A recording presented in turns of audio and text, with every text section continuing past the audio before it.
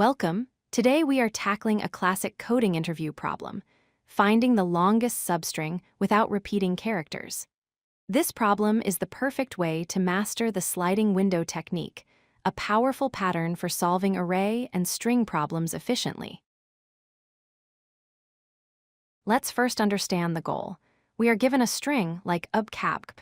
We need to find the length of the longest substring inside it that has no duplicate characters. In this example, ABC is the longest unique section, so the answer is 3. Note that BCA is also valid, but BCBB is not because it repeats B. How do we solve this? Imagine a dynamic window sliding over the string. This window expands to include new unique characters and contracts from the left when it hits a duplicate. This expansion and contraction is the heart of the sliding window strategy. We start with 2 pointers, left and right, both at the beginning of the string. We also need a way to track what is currently inside our window, so we use a set data structure. Initially, our maximum length is 0. We begin by moving the right pointer. We see an A, add it to the set, then B, add it, then C. Our window now contains ABC and the length is 3. All characters are unique, so we keep expanding. Now the right pointer hits another, A. We check our set and see that A is already there. We have a collision. We cannot simply add this new because that would break the no repeating characters rule. We need to fix this. To fix the duplicate, we must shrink the window from the left.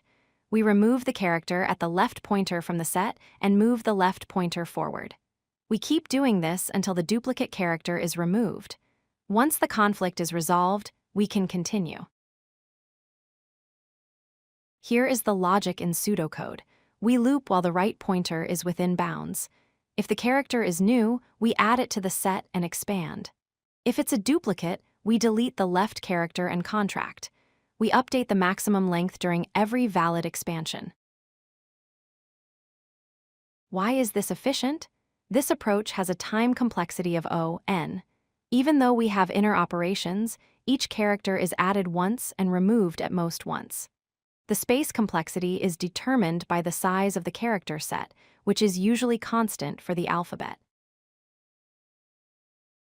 To wrap up, use the sliding window pattern to turn nested loops into a linear scan. Use a set for fast lookups. Expand right to grow and contract left to fix duplicates. This pattern is essential for many substring problems.